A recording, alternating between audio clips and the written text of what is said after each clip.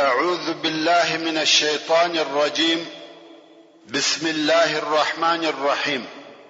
إن الحمد لله نحمده ونستعينه ونستغفره ونعوذ بالله من شرور أنفسنا وسيئات أعمالنا، من يهده الله فلا مضل له ومن يضلل فلا هادي له، وأشهد أن لا إله إلا الله وحده لا شريك له، وأشهد أن محمدا عبده ورسوله صلى الله عليه وآله وصحبه وسلم تسليما كثيرا. أما بعد، محترم ورونو، زموږ قصه دې ځای ته رسېدلې وه چې د بني قریظه یهود ټول بلا قید او شرط تسلیم سوه. څرنګه چې د اوس قبیله د رسول الله صلی الله علیه وسلم څخه د هغو د عفو غوښتنه وکړه، نو رسول الله صلی الله علیه و آله وسلم د هغو په باره کې حکم د اوس د قبیله و مشر او رئیس سعد ابن معاذ رضی الله تعالی عنہ ته پریښاوه. سعد ابن معاذ رضی الله تعالی عنہ چې د هغه زخم د علاج د پاره په مسجد نبوي کې وو، نو رسول الله صلی الله علیه وسلم نفر ولېږل چې سعد رضی الله تعالی عنہ د حکم کولو د پاره راولي. نفر مسجد نبوي ته ورغله. سعد ابن معاذ رضی الله تعالی عنہ د هغه زخم په سبب نه تلای سي او نه پر بودس پرېدلای سي، ځکه وینه ډېره ځینې تللې ده او اوس هم زخمی او ضعیف دی. نو یا سعد رضی الله تعالی عنہ پر یو شی پریستی او بیا یې هغه شی پر خره کښېښاوه. سعد رضی الله تعالی عنہ دغه ستونی استخ پروت دی او خر رهیدي. پر لارې به د اوس د قبیلې نورو مشرانو ورته ویل، یا سعد د خپل متعاهدینو سره دی احسان وکړه. رسول الله صلی الله علیه و آله وسلم د هغو په باره کې حکم وتا ته پریښاوه. هغه زموږ حلفاء او متعاهدین دي، سپارښت یې پر کاوه. سعد رضی الله تعالی عنہ چپ دی، هیڅ نه وایي. خو دغه مشرانو دغه خبره ډیره او په تکرار سره ورته کول. په آخر کې سعد رضی الله تعالی عنہ وویل، پر سعد داسې وخت راغلی چې د الله جل جلاله په لار کې د چا د ملامتۍ پروا نه کوي. یعنی په دغه حکم کې به زه د الله جل جلاله مراعات کوم، کبل څوک ملامتي را باندې وایي په هغه زما پروا نه کیږي. ځینې کسان چې د سعد رضی الله تعالی عنہ دغه خبرې په مقصد پوسوه، نو خپل قوم ته ولاړه او ویل به چې د بني قریظه یهود ختم سوه، ټول وژل کیږي. اوس نو سعد رضی الله تعالی عنہ د بني قریظه و قلاو ته ورسېدی. رسول الله صلی الله علیه وسلم د خپل اصحاب سره ناس دی، خلق سره راټول دي او يهود هلته د خلقو څخه لري تړلي دي، د خلقو خبرې نه اوري. اوس چې سعد رضی الله تعالی عنہ د رسول الله صلی الله علیه و آله وسلم و منطقه ته نږدې شو، رسول الله صلی الله علیه وسلم ولاړ شو او اصحاب کرامو ته وفرمایل، قوموا الى سيدكم، یعنی وخپل مشر او سردار ته مو ولاړ شي. ټول خلق د سعد ابن معاذ رضی الله تعالی عنہ د عزت لپاره ولاړ شو. يهود هم د سعد رضی الله تعالی عنہ د غلوی قدر او عزت ولیدي. اوس نو ټول خلق د سعد رضی الله تعالی عنہ د حکم په انتظار کې دي. رسول الله صلی الله علیه وسلم بیا ورته ویل، یا سعد د بني قریظه په باره کې می حکم تا ته درکړی دی، د دوی په باره کې چې څنګه ستا خوښه وي هغه حکم وکړه. سعد رضی الله تعالی عنہ وویل، زما حکم پر دوی یعنی يهودو چلیږي؟ خلق ویل هو. سعد رضی الله تعالی عنہ د اوس و مشرانو ته وکتل او ویل، زما حکم پر اوس چلیږي؟ چې په خپل د سعد رضی الله تعالی عنہ قبیله او د يهودو حلفاء او متعاهدین دي. د اوس مشرانو ویل، هو ستا په حکم راضی یا سعد؟ بیا د خزرج و مشران ته وکتل، ویل زما حکم پر خزرج چلیږي؟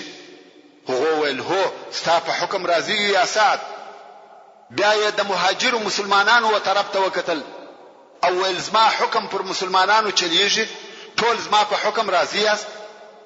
هغه ویل هو، ستا په حکم راضي یو یا سعد. بیا یې د رسول الله صلی الله علیه و آله وسلم و طرف ته کتل او ویل هغه څوک چې هلته ناست دي زما حکم پر چلیږي؟ دا یې د رسول الله صلی الله علیه وسلم سره ادب وو. داسې ونه ویل چې زما حکم پر رسول الله صلی الله علیه وسلم چلیږي، د ادب په سبب یې وویل حکم مې پر هغه چا چلیږي چې هلته ناست دي. رسول الله صلی الله علیه و آله وسلم وفرمایل هو یا سعد. نو ویل زه د بني قریظه پر یهودو حکم کوم چې نر دې ټول ووژل سي، ښځې او کوچنیان دې بندیان واخیستل سي او مالونه دې تقسیم سي. رسول الله صلی الله علیه وسلم په لوړ آواز وویل الله اکبر، تا پر دوی د الله په حکم وکړي، هغه الله چې تر اوو اسمانو لوړ دی. ورونو، د سعد ابن معاذ رضی الله تعالی عنہ حکم د عدل او انصاف په آخري درجه کې وو. د بني قریظه يهودو یوازې دا نه چې هغه لوی غدر او خیانت کړی وو، پر هغه سربېره د مسلمانانو د نیست او نابود کولو د پاره 1500 توري، 2000 نیزه، 300 زغری، 500 سپره سره یو ځای کړی وو چې مسلمانانو ته پس له هغه څخه پلاس ورغله چې د دوی قلاوی فتح کړي. خیر، سعد رضی الله تعالی عنہ خپل حکم وکي. يهود د لری ورته ګوري مګر خبر نه دي چې څه پیښه ده او زموږ په باره کې څه فیصله وسوه. بیا نو رسول الله صلی الله علیه وسلم امر وکي چې يهود دي د بنت الحارث په کور کې چې د بني نجار څخه یو شذوه بندیان سي او د دوی د پاره دي د مدینه منورې په بازار کې خندقونه وکیندل سي. د خندقو تر کیندلو وروسته امر وکي چې 10 نفر يهود راولي. 10 نفر راوستل سو او د هغو غاړي ووهل سو. پاته يهود په هغه کور کې بندیان دي، نه پوهیږي چې د هغه 10 نفر سره څه وسو. بیا یې نور 10 نفر راوسته، دا هم حلال کړ سو او يهود نه دي خبر چې څه ور سره کیږي. هلته په پاته يهودو کې یو وویل دغه اوس په مشت څه کوي؟ کعب ابن اسد هغه د يهودو مشر ورته وکتل او ویل والله ما ستاسو په مثل به عقلان نه دي لیدلي. آیا ته نوینه چې 10 نفر بیاي او بیا ناراضي؟ په والله دغه حلال دل دي. او واقعا 200 نفر يهود په یو ورځ ووجل شو. په دغه طریقه سره هغه د غدر او خیانت شاماران ووجل شو. هغه کسان چې هغه خپل ټینګ عهدونه مات کړ او د احزاب کومک په هغه وخت کې د مسلمانانو پر ضد وکي چې مسلمانانو په خپل ژوند کې هغه ترخه ورځ تیرولې چې دوی په خپل دغه عمل سره د جنگ د لوی مجرمانو څخه وګرځیدل. هغه مجرمان چې د محاکمه او اعدام لائق او مستحق وو او د دوی سره یو ځای هغه د بني النضير شیطان او د احزاب د جنگ لوی مجرم حيي ابن اخطب هم ووجل شو. ځکه هغه وخت چې قریش او غطفان لاړه د بني قریظه د يهودو سره د دوی وقلات نه نوتی. دا هم په دې سبب چې د کعب ابن اسد سره یې پر خپل هغه وعده وفا کړی وي چې کعب یې وغدر او خیانت ته تشویقاوه چې د مسلمانانو پر ضد د احزاب ملګرتیا وکړه. اوس چې دغه حيي ابن اخطب د وجلو د پاره راوستل شو، د یو ښه قیمت بها یا ګران قیمت لباس اغوستی وو مګر هغه د هر طرفه د یوې ګوتې پر اندازه سرلی. دا د دې لپاره چې د مسلمانانو په شور نس. ورونو، د يهودو وخیانت ته متوجه سي. اوس چې حيي ابن اخطب راوستل شو، لاسونه یې د غاړې سره پرسي تړلې و. رسول الله صلی الله علیه و آله وسلم ته وویل فوالله ما ستاد دشمنی په سبب هیڅ وخت ځان ملامت نه دی بللی. یعنی زه د غستا سره پر دشمنی نه پښیمانه يم او نه ځان ملامت بولم مګر دا چې الله څوک غالب کوي هغه غالب کیږي. او بیا یو خلکو ته مخ ور واړاو ول اے خلکو د الله په امر نه خفه، ذالک السوي تقدیر دی. الله پر بني اسرائیل دغه وجنه لیکلې ده. او بیا کښینستی غاړه په توره ووهل سو. ورونو، حیی ابن اخطب يهودي د ام المؤمنین صفیه رضی الله تعالی عنها پلار کستاسي په یاد وي هغه څوک دی کوم وخت چې رسول الله صلی الله علیه و آله وسلم مدینه منوره ته په هجرت راغلی نو دی او د دورور ابو یاسر د رسول الله صلی الله علیه وسلم د لیدنې د پاره ورغله او په ماښام کې ستړي هلاک برته کور ته راغله او د دورور پښتنه ځنی وکړه چې دغه سړی یعنی رسول الله صلی الله علیه وسلم هغه دی یعنی هغه نبی دی چې مشت په تورات کې ذکر شوی دی او دور ته ویل هو هغه دی ویل چې هغه دی نو څه اراده لري د ویل تر کومه وخت چې ژوندې يم دښمنی به کوم نو خود د رسول الله صلی الله علیه و آله وسلم پر دښمنی نه پښیمانه وو او نه ځان ملامتاوه او د هجرت په 5م کال کې په دغه طریقه سره ووجل او د يهودو د شذ څخه یو شذ ووجل سو او دا هغه څوک و چې پر خلاد ابن سوید رضی الله تعالی عنه د قلا څخه د میچنې پل را وګرځاوه او هغه شهید کړ نو دا د هغه په قصاص کې ووجل سو رسول الله صلی الله علیه وسلم امر وکړي ویل د يهودو په نرانو کې کده چاورشتان راشنسوي و یعنی بلوغ ته رسیدلی وو هغه ووجني او کده چاورشتان نو راشنسوي یعنی کوشنی وو هغه موجني د يهودو څخه یو نفر چې نوم یې زبیر ابن طاباو او د يهودو د مشرانو څخه وو کوم وخت چې د حلالېدو د پاره راوستل سو د انصارو د مسلمانانو څخه یو نفر چې ثابت ابن قیس نومېدی ولیدي نو رسول الله صلی الله علیه و آله وسلم ته وویل یا رسول الله دغه زبیر ابن طابا ما ته راوبخشه ځکه د بعاث د جنگ په ورځ زما سره کومک کړی دی چې دغه جنگ تر اسلام د مخه په جاهلیت کې یو جنگ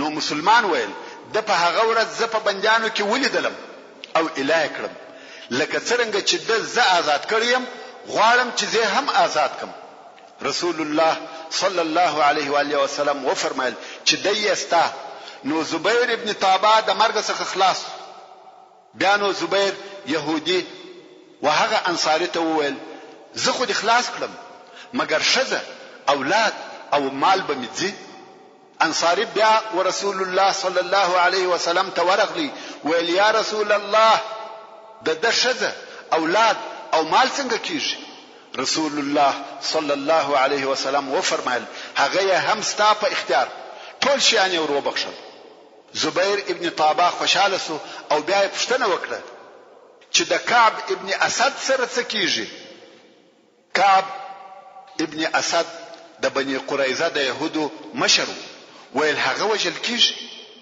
بیا ویل د حیی ابن اخطب سره څه کیږي چې د بنی نظیر د يهودو مشر وو کې استاسي قصه په یاد وي هغه چې د مدینه منورې څخه وېستل سو او د بیا خیبر ته ولاړی او هلته د خیبر مشر هم سو او بیا د ملګرو دغه د کفارو احزاب یا ډلې د مسلمانانو د جنگ د پاره راټول کړي اوس چې کفار بیرته د خندق څخه ولاړه نو د بنی قریظه د يهودو سره په قلا کې پاتې سو او دای هم بندي ونیول سو نو دغه زبیر ابن طابا پښتنه وکړه چې د حیی ابن اخطب سره څه کیږي ویل هغه هم وجل کیږي نو دا ویل زه هم د خپل ځان د پاره په ژوند نه يم خوش چې حیی ابن اخطب او کعب ابن اسد وجل کیږي او زه دې پاتې یم انصاری ویل سړی ته ستا شزه ستا اولاد می د مرګ خلاص کړاس مال می در خلاص کی نور نو څه غواړي يهودي ویل یا زه خپل شزه او اولادونه جنت ته را سره بیایم د ټولو ازادي بیرته ورات کړه او دای حلال کړسو ابو بکر صدیق رضی الله تعالی عنہ وویل بلکې دای خپل کورنۍ اورته ور سره بیاي دا د الله جل جلاله قدرت او اراده ده مسلمانانو نجات ورکي او د ورات کوي د يهود څخه یو بل نوې ځوان چې فقط څو ورځې مخکې بلوغ ته رسیدلی وو صرف بریتو یې خط وهلی وو دا یې هم د وژلو د پار راوستي ځکه هر بالغ نر وژل کېدی دغه ځوان چې نوم یې رفاعه القرزي وو د مسلمانانو په یو شذ پورې ومشتي ول خلاص مکه په والله د المنز کوم شذ چې سلمى بنت قیس النجاریه نومېده زړه پر وسوځي نو یو رسول الله صلی الله علیه و آله وسلم ته وروستي او ویل یا رسول الله دغه رفاعه را وبخښه، د وعده را سره وکړه چې لمونځ به کوي، یعنی مسلمانېږي او لمونځ کوي. رسول الله صلی الله علیه وسلم وفرمایل دی پرېږدئ. دا ځوان هم د مرګ خلاص شو. رفاعه ایمان راوړي، ښه صادق او عابد مسلمان ځنې جوړ شو. د قرآن مجید د حافظانو څخه شو او د هغو کسانو څخه شو چې خلق به د الله جل جلاله و دین او لارې ته دعوتول. کم وخت چې به په یو علمي مجلس کې ناست وو، وعظ او نصیحت به کاوه او غوښته به چې قسم واخلي، نو به ویل قسم په هغه ذات چې زه د بني قریظه په ورځ خلاص کړم. حال دا چې زما او د مرګ په مابین کې څو ګامه پاته وه. رفاعت الله جل جلاله په آخري لحظو کې نجات ورکړي. د بني قریظه د يهودو آخري حالت دغه وو چې نر یې ټول ووژل سوه، ښځې او کوچنیان یې پس له هغه څخه چې خمس یا پنځمه ځینې واخیستل سوه پر مسلمانانو وویشل سوه.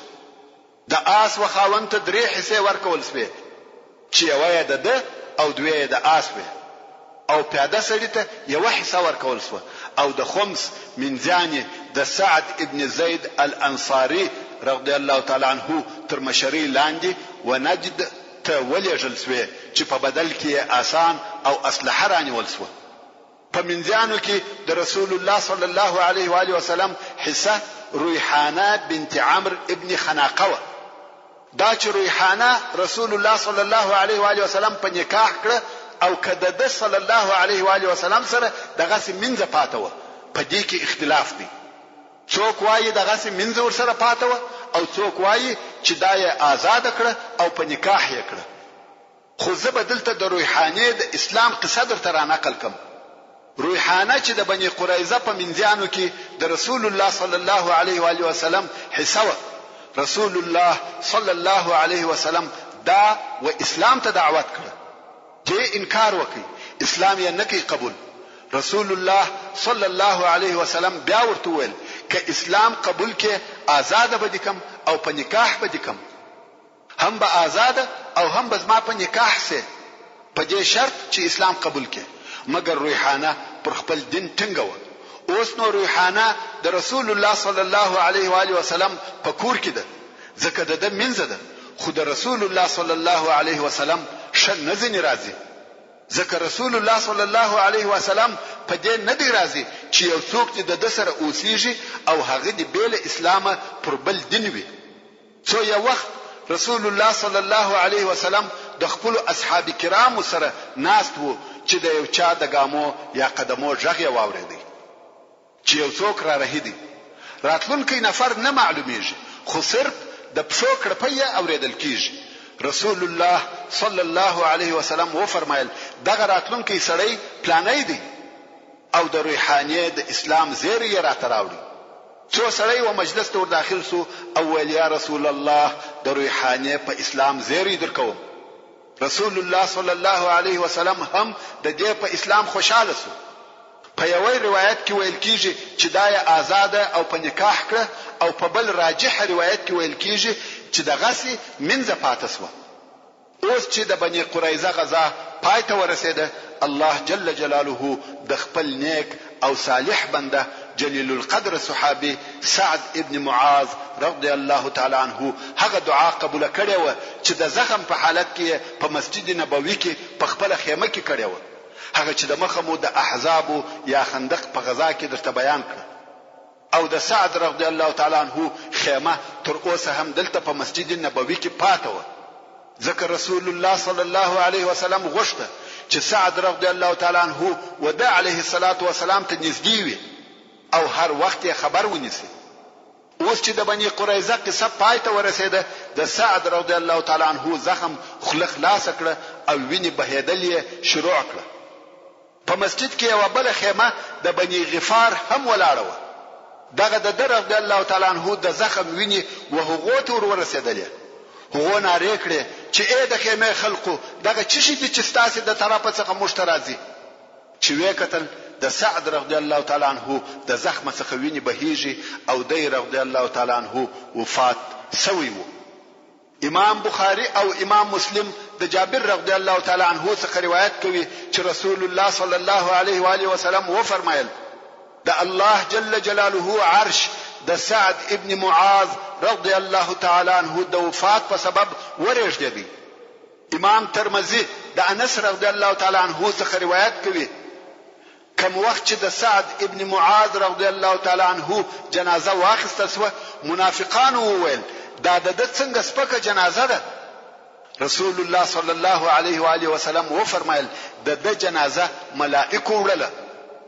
ورونو تاسو په هیږي چې سعد ابن معاذ رضی الله تعالی عنه 5 یا 6 کال په اسلام کې تیر کړی دي. تر هجرت یو کال د مخه د مصعب ابن عمیر رضی الله تعالی عنه پر لاس مسلمان سو او د بنی قریظه تر غزا ورسته چې د هجرت په 5 کال کې و د هغه غشي په واسطه په شهادت ورسېدی چې په خندق کې په وشتل سوی و او دغه د مرګ په وخت کې مقام او درجه و چې عرش الرحمن د وفات په سبب ریږدي او یا زر ملائکه جنازې ته راکښته کیږي او دا چې تر مرګ وروسته په فردوس اعلی کې کم نعمتونه ورکول کیږي حور او غلمان د خدمت کوي هغه خبره تر قیاس لوړې دي. دا ولی یو انسان په شپږو کلو کې دغه درجه ته رسیږي. د روزو د نیولو شمیر هم لږو، د منځو د ادا کولو شمیر هم لږو، حجونه او عمره هم نه وکړي. ولی ودغه مقام ته ورسېدي؟ دا ځکه چې دی رضی الله تعالی عنه د الله جل جلاله او رسول الله صلی الله علیه وسلم سره صادق وو، د هغو په محبت کې صادق وو، د په وینه کې د الله او رسول الله محبت پروت وو. نن ورځ موږ او تاسو هم په صدق او اخلاص په محبت او وفا دغه مقام ته رسیدلای شو. د بنی قریظه د قلاو په محاصره کې د مسلمانانو یو سړی ووژل شو چې هغه خلاد ابن سوید رضی الله تعالی عنه، هغه چې د يهودو یوې شذې د میچنې پل پر او غورځاوه او په دغه موده کې دالته د مسلمانانو یو بل سړی چې ابو سنان ابن محسن رضی الله تعالی عنه په الهي مرګ سره وفات شو. مګر ابو لبابه چې د مسجد په یو پایه یا عمود پورې تړلی وو، شپږ ورځې هلته تړلی پاتې شو. د هر لمانځه پر وخت به شذ ورته راتله، د لمانځه د پاره به خلاصاوه، پس له لمانځه څخه به بیرته تړي او بیا د توبه قبلېده د الله جل جلاله د طرفه د سحر په وخت کې پر رسول الله صلی الله علیه وسلم نازل شو. په دغه وخت کې رسول الله صلی الله علیه وسلم د ام سلمہ رضی الله عنها په کور کې وو. ابو لبابه رضی الله تعالی عنه وايي ام سلمہ رضی الله تعالی عنها د خپل حجرې په دروازه کې ودرېده او ماته راځخ کړه، یا ابا لبابه زیری درکوم، الله دې توبه قبول کړه. په دغه وخت کې خلق وروغورځید چې خلاص کړي، مګر ابو لبابه رضی الله تعالی عنه خلق منع کړه چې هیڅوک په من خلاصوي بیل رسول الله صلی الله علیه وسلم څخه. او بیا چې رسول الله صلی الله علیه وسلم د سحر ول منځ ته راووتی، ابو لبابه رضی الله تعالی عنه اخلاص کړي. دغه د بنی قریظه غزا د هجرت د 5 کال د ذوالقعده په میاشت کې پیښ شو او 25 ورځې دوام وکړي. الله جل جلاله د خندق او د بنی قریظه د غزاو په باره کې په سوره الاحزاب کې ډېر آیاتونه نازل کړه چې په هغه آیاتو کې د دغه واقعاتو پر مهمو نقطو تفسیره کیږي. د مؤمنانو او منافقانو حالات بیانوي او بیا د احزاب د ذلیل کېدو حالات بیانوي او د اهلی کتاب یعنی يهودو د غدر او خیانت نتیجه بیانوي. د سلام ابن ابي الحقيق يهودي وجل. سلام ابن ابي الحقيق چې په ابو رافع سره مشهور وو، د هغه يهودو د لوی مجرمانو څخه وو چې د مسلمانانو پر ضد احزاب سره ځای کړ. په مال او اسلحه سره د احزاب ډېر کومک وکړي او رسول الله صلی الله علیه و آله وسلم یې همیشه ازاراوه. اوس چې مسلمانان د بنی قریظه د يهودو څخه فارغ شو، نو د خزرج د قبیله مسلمانانو د رسول الله صلی الله علیه وسلم څخه دغه ابو رافع د وجلو اجازه وغوښته. لکه څنګه چې د مخه مدرته ویل چې کعب ابن الاشرف يهودي د اوس د قبیله د مسلمانانو د طرفه ووجل شو. اوس د خزرج قبیله هم غواړي چې داسې یو فضیلت او افتخار ځان ته حاصل کړي لکه د اوس قبیله چې د کعب ابن الاشرف په وجلو لاس ته راوړي. نو ځکه د رسول الله صلی الله علیه وسلم څخه د سلام ابن ابي الحقيق د وجلو اجازه وغوښته. رسول الله صلی الله علیه وسلم هم د هغه د وجلو اجازه ورکړه او دغه کار د عملي کولو په لار کې د شذو او کوچنیانو د وجلو څخه منع کړه. اوس نو دغه کوچنی ټولي چې شمیر یې 15 نفر او مشر عبد الله ابن عتیق رضی الله تعالی عنه ټول د خزرج د قبیله د بنی سلمہ څخه و د خپل مقصد پر طرف رهیس و. دا ټولي د مدینه منورې څخه ووتل او د خیبر پر طرف رهیس و ځکه د ابو رافع قلعه او هستوګنه هلته و. اوس چې د ابو رافع و قلعه ته ورنږدې سو لمر بدلیو خلق خپل کورو او ځایو ته تللی و. عبد الله وخپل ملګرو ته وویل تاسو د لیک شنی زور زم او د دروازوان سره خوږه معامله کوم شاید وقلعه ته نه نوزم. د قلعه د دروازې و طرف ته ورنږدې سو او هلته کالی پر داسې ډول سر راټول کړ او پورته کړ لکه یو څوک چې د قضای حاجت لپاره کښیني. داسې وخت دی چې د قلعه خلق خپل کورو ته ننوتلي دي. نو دروازوان پر نار کړ یا عبد الله که غواړې چې ننوځه زه غواړم چې دروازه بند کړم. د دروازوان دا خیال سو چې دی هم د قلعه د اوسیدونکو څخه دی او عبد الله په دې سبب نور ته وویل چې د نوم معلومو بلکې عبد الله یعنی د الله بنده. دا په عربو کې عادت دی چې د چا نوم یې نویزده د عبد الله په نامه سره ورته وایي. نو دروازوان ورته ویل اے د الله بنده که غواړې چې ننوځه زه غواړم چې دروازه وتړم. عبد الله ابن عتیق رضی الله تعالی عنه وایي زه هم قلعه ته ننوتم او هلته پټ شوم. اوس چې ټول خلق قلعه ته ننوتلي و دروازوان دروازه بند کړه او کلی هلته په یو موجه وزړولې. پس له څه وخت څخه زه وکیلوی ته ورولار شوم او دروازه مې خلاص کړه. ابو رافع د خپل آشنایانو یا انډیوالانو سره په یو لوړه کوټه یا بلاخانه کې ناست او مجلس وکاوه. نو زه په انتظار ورته کښېنستم. کوم وخت چې د شپې د مجلس انډیوالان لاړه نو زه وهغه بلاخانه ته وروختم. هر دروازه چې په مخلاصول هغه به مزما د طرفه په ځان پسې تړل.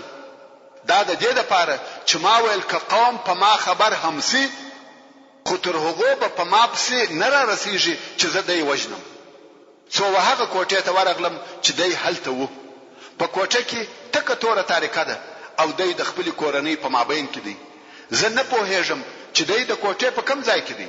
نو مې ژغ کړ ابا رافع د ویل څوک ما د ژغ پر طرف ور علاقه او په توره مې واري پر وکي. د یو لو چغه وکړه او زه د کوټې څخه راووتم. هلته ګوښه ورته ودرېدم. نه پوهېږم چې وجلی به مې وی کیا.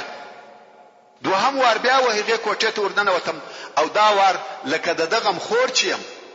ما ویل یا ابا رافع دا د چی आवाज و؟ د ویل ستا مور ته دی ویل وی په کور کې یو سړی دی زه په توره ووهلم. وای زه پوسوم چې کاری مې نه دی وهلی او نه مې دی وژل. نو ورغلم د توري څوک مې د پر نس کښې شول څو د تر شامې وېستل. اوس مې یقین سو چې و مې وژي. نو مې یو دروازه خلاصول او راوتلم. څو وزنو ته ورسېدم. په زنو کې کښته کېږم. زما داسې خیال سو چې ځینې خلاص شوه او زم ځکه ته ورسېدم چې مخ ته ولاړم هغه ولوېدم او پښمې په پوندې کې ماته سو. پښمې په لنګوټه ټینګه وتړل او لاړم د قلعه د دروازې سره کښېنستم. ما ویل نن شپه نه وځم څو دا معلومه نکم چې وجلې مې دی کیا. کوم وخت چې د چرګانو اذانونه سو یو سړی د قلعه پر سر نار کړ. د اهل حجاز تاجر ابو رافع ووجل سو. ورسته زه خپل ملګرو ته ورغلم او ورته ویل الله جل جلاله ابو رافع ووجل. بیا نو په مدینه منوره کې رسول الله صلی الله علیه و آله وسلم ته ورغلم او قسم ورته وکړ. رسول الله صلی الله علیه وسلم ویل پښه دی وغځول. ما پښه وغځول او د علیه الصلاة والسلام لاس پر تیر کړ. داسې سو لکه هیڅ چې نه و پسوي. دا د امام بخاری رحمه الله روایت وو. او ابن اسحاق رحمه الله وایي چې ټول نفر و ابو رافع ته ورننوته او ټول د په وجلو کې اشتراک کړی دی، یعنی ټول مسلمانان ورغله. او هغه څوک چې دایې تر مرګ پورې په توره واه هغه عبد الله ابن انیس وو. او په دغه روایت کې وایي کوم وخت چې ابو رافع د شپې ووجي او د عبد الله ابن عتیق پښه ماته سوه، نو د یې واخیستی او د قلا په هغه موري کې چې د اوبو واله یا لشتۍ پکښې تیر سوی وو ننوته او پټ سو. يهودو اورونه بل کړه او هرې خواته په دوی پسې وګرځیده، څو د دوی د پیدا کولو څخه ناامید سوه. نو بیرته و ابو رافع ته ورغله او د عبد الله ملګرو عبد الله واخیستی، څو په مدینه منوره کې رسول الله صلی الله علیه و آله وسلم ته ورغله. د دغه ډلې لیږل د هجرت د 5م کال د ذوالحجې په میاشت کې و.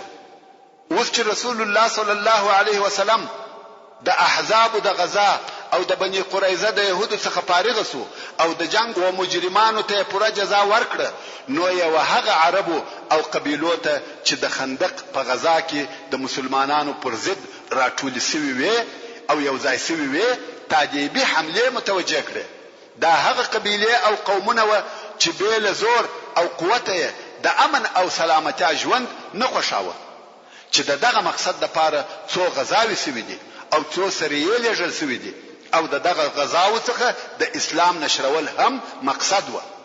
اوس به هغه غزاوي او سریې درته بیان سي چې د هجرت په 6م کال کې د حدیبیه تر صلح د مخه پیښ شوی دي. د محمد ابن مسلمه رضی الله تعالی عنہ سریه یا ټولی دا هغه اوله ټولی و چې د احزاب او بني قریظه تر غزاو ورسته لېږل کیږي. دغه ټولی د افراد شمیر 10 نفر سپاره او دغه ټولی مشر او قومندان محمد ابن مسلمه الانصاري رضی الله تعالی عنہ. محمد ابن مسلمه رضی الله تعالی عنہ د رسول الله صلی الله علیه و آله وسلم د جلیل القدر اصحاب څخه دی او د اسلام د مشهور قومندانانو څخه دی. حضرت عمر ابن الخطاب رضی الله تعالی عنہ د په باره کې وایي محمد ابن مسلمه په جنگ کې پر 1000 نفر حساب دی، یعنی یوازې دی رضی الله تعالی عنہ د 1000 نفر جنگ کولای شي. نو رسول الله صلی الله علیه و آله وسلم دی د هجرت په 6م کال د محرم د میاشتې په 10م تاریخ د 10 نفر سپرو په ملګرتیا په نجد کې و یوې منطقې ته ولېږي چې قرطاء ورته ویل کېده، چې دا د بني بکر ابن کلاب قبیله و او د مدینه منورې څخه و منزل لري و. د منزل څخه د یوې ورځې تګ مقصد دی. محمد ابن مسلمه رضی الله تعالی عنہ به د شپې تک کاوه او د ورځې به پټېدی، ځکه چې څوک په خبر نسی. کم وخت چې وقرطا ته ورسېدی هلته پر بني بکر ابن کلاب ناببره او د هغو په بے خبرتیا کې حمله وکړه. څرنګه چې هغو د مسلمانانو د ورتګ خبر نه درلودي ټول وتښتېده. محمد ابن مسلمه رضی الله تعالی عنہ وکولای سو چې د هغه ځای څخه ډېر غنیمتونه راوړي، چې په غنیمتو کې 50 اوښان او ډېر پسونه و. د کفارو او شذ او کوچنیانو ته هم کم zarar و نه رساوه، یعنی په هغه کار و نه درلودي، ځکه رسول الله صلی الله علیه و آله وسلم دغه سه هدایت او امر ورته کړیو. نو محمد ابن مسلمه رضی الله تعالی عنہ چې د خپل ملګرو سره بیرته مدینه منورې ته تلی، پر لاري یو کوچنی واقعه پیښ شوه چې دغه واقعه آثار او نتایج ډېر لوی و. هغه دا چې محمد ابن مسلمه رضی الله تعالی عنہ او د ملګرو پر لاري یو سړی ولیدي چې بدو، نو یې دغه نفر بندي ونیوي او نی پیژني چې دغه سړی څوک دی. دا سړی د یمامه د بنو حنیفه د قبیله د مشرانو څخه یو ډېر لوی مشر و او د عمره ته تلی او د مسیلمه الکذاب په امر او مشوره سره دا نیت هم کړی وو چې پس له عمره څخه به مدینه منورې ته ځم او هلته به په یو طریقه سره رسول الله صلی الله علیه و آله وسلم وجنم.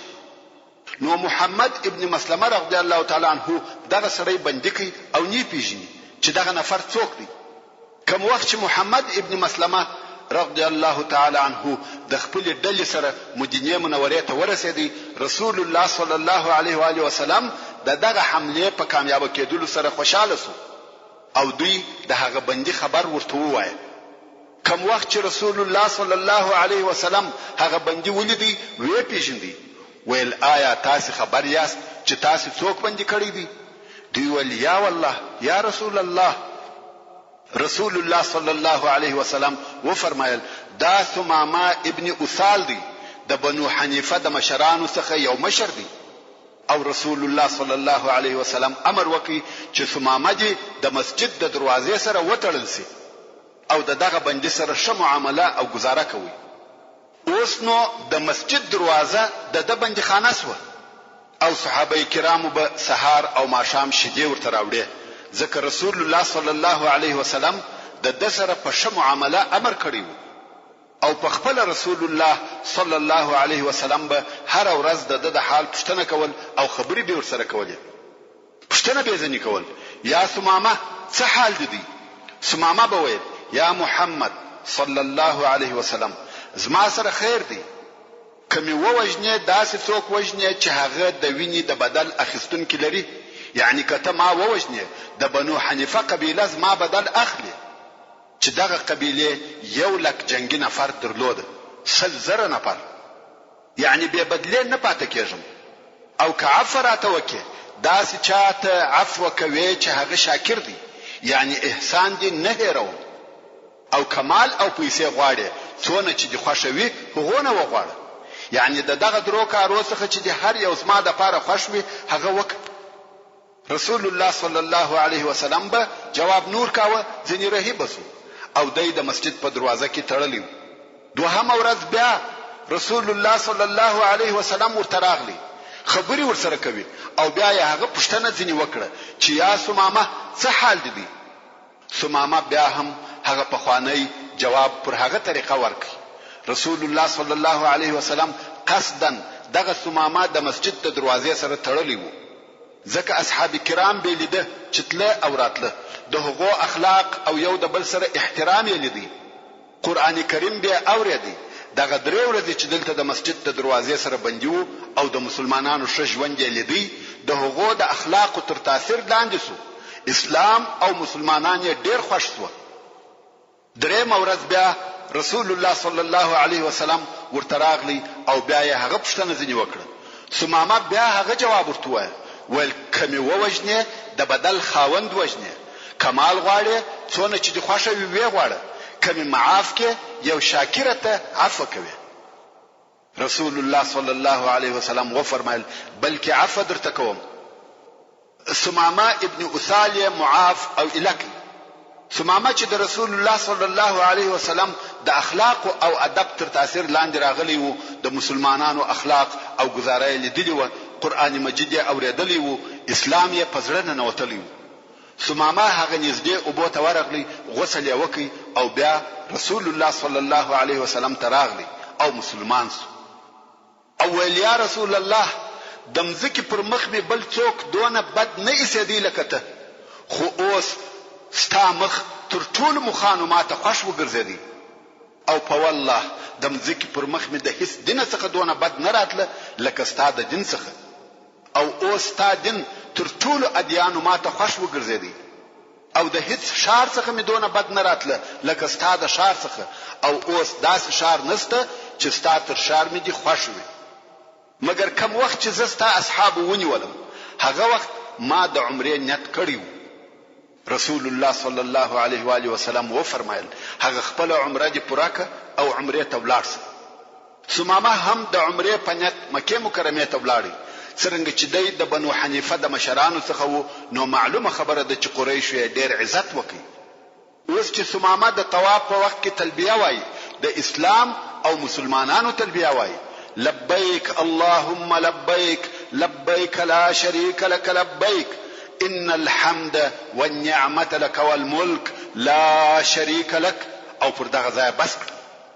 مگر قریشو او مشرکانو په دغه تلبیه کې دغه د شرک جمله هم پر ذاتولې الا شریکا هو لك تملكه وما ملك.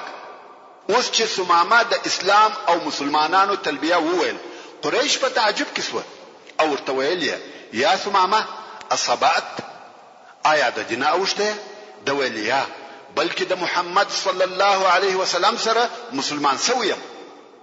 قریش ویل موږ دې باندې کوو د بنو حنیفه د مشرانو څخه یو مشر څنګه مسلمانېږي؟ دا د قریشو د پاره لوی خطر وو ځکه د بنو حنیفه قبیله ډېره لوی قبیله ده او که هغه مسلمانه سي قریشو ته لوی مصیبت جوړیږي. نو اوس وثمامه ته دمکی ورکوي موږ دې باندې کوو تهدیدوي موږ دې وهو. ثمامه ویل تاسو ما نه باندې کولای سي او نه مې وهلای سي خو پر دې سربېره به تاسو ته والله د یمامې څخه یو دانه غنم او حبوبات را نسی تر څو چې رسول الله صلی الله علیه وسلم اجازه نوي کړي. اصلا د یمامې ځکه چې د بنو حنیفه د قبیلو ځای وو ډېر زراعتي ځکه و او د مکه مکرمه د خلقو د پاره د ټولو حبوباتو لکه غنم جواری اوربشي او داسې نورو خوراکي موادو مصدر وو. د دوی ټول حبوبات د یمامې څخه راتله. اوس چې ثمامه برته خپل قوم او قبیله ته ولاړی نو مکه مکرمه ته د حبوبات وړل منع کړ. قوم هم دا د خبره قبول کړ پر مکه مکرمه حبوبات بند کړ. دلته په مکه مکرمه کې کاختی شروع شو. قریشو کوشش وکړي چې د بل طرف خپل خوراکي مواد پوره کړي خدا سي ځای نه کوي پیدا چې د دوی ضرورت دی په پوره سي. کاختی ډېر سو او اهل مکه په تکلیف سو. قریش چې مجبور و او د لوږې څخه په عذاب سو نو یې د مکه مکرمه څخه تر مدینه منورې پورې یو ډله ولېږل او هلته ورسول الله صلی الله علیه وسلم ته زاری کوله چې رحم وکړه موږ ستا قوم او اهل یو په لوږه مو موجنه اجازه ورکړه چې موږ ته د یمامې څخه خوراکي مواد را پریږدي. ورونو متوجه سي د اسلام عزت و کومې درجه ته ورسېدی. هغه مغرور قریش او زاری او جګی کوي.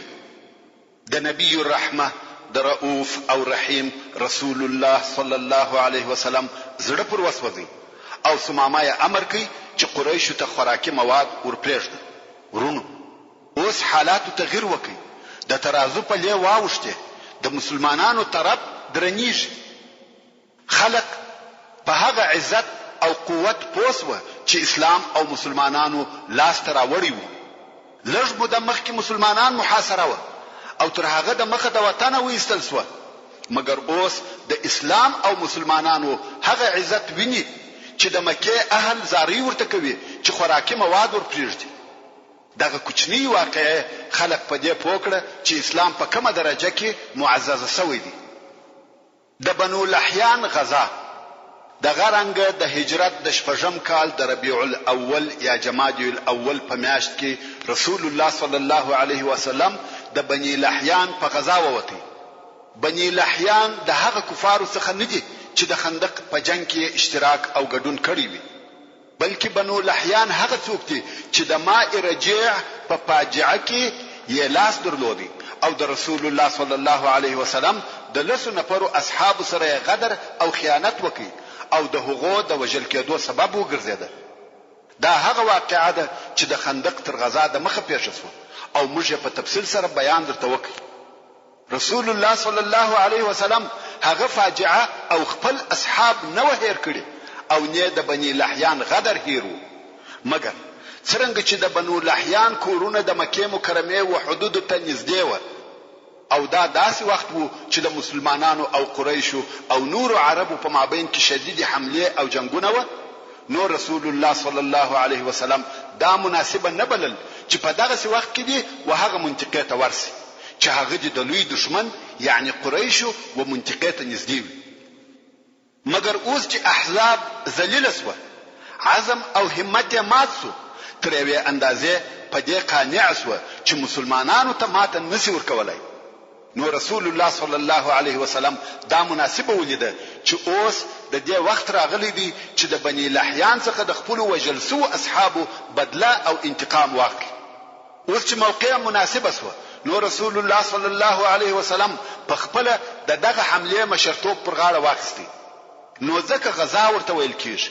غزا خو هغه ده چې رسول الله صلی الله علیه وسلم په خپل اشتراک پکې کړی وي او سریه بیا هغه ده چې اصحاب کرامو د رسول الله صلی الله علیه وسلم په امر حمله کړې وي او رسول الله صلی الله علیه وسلم نوی ورسره.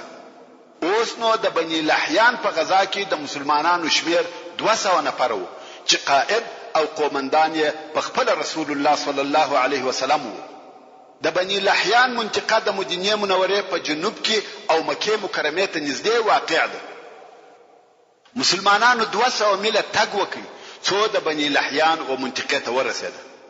مګر بنی لحیان چې غدر او خیانت یې کړی وو او د خپل ګناه دروندوالی ور معلومو په دې په هده چې رسول الله صلی الله علیه وسلم به یو وخت د وختو و دوی ته د جزا ورکولو د پاره ورسي. ځکه رسول الله صلی الله علیه وسلم هیڅ وخت د خپل اصحابو پر وجل کېدو چپ نه پاتې کېدی. نو بنی لحیان په بیره کې و او همیشه به احتیاط کاوه. که څه هم رسول الله صلی الله علیه وسلم چې د مدینه منورې څخه راوتی په عوض د دې چې د جنوب او بنی لحیان پر طرف رهیسي د شمال او شام پر طرف رهیسو او 10 میله د شام پر طرف لاړی ترڅو چې خلکو دا فکر وکړي چې رسول الله صلی الله علیه وسلم د شام د حمله اراده لري او اخبار هم داسې نشر شو چې رسول الله صلی الله علیه وسلم د شمال د حمله اراده لري. ورسته برته د جنوب و طرف ته وګرځېدی څو اول د غران و شیله ته ورسېدی. غران یو شیله ده چې د عصفان او امج په مابین کې ده. محترم ورونو زموږ د بحث پاتې حسابه ان شاء الله تعالی پراتونکو کې واوري.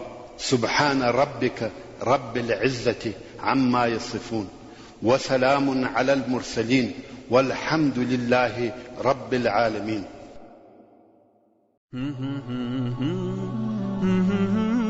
تعلیم الاسلام رادیو ستاسو د ذهنونو روښانه کوونکی. تشرب من وحي الرحمن 9.9 FM کندهار. يمنحها شهدا وحفا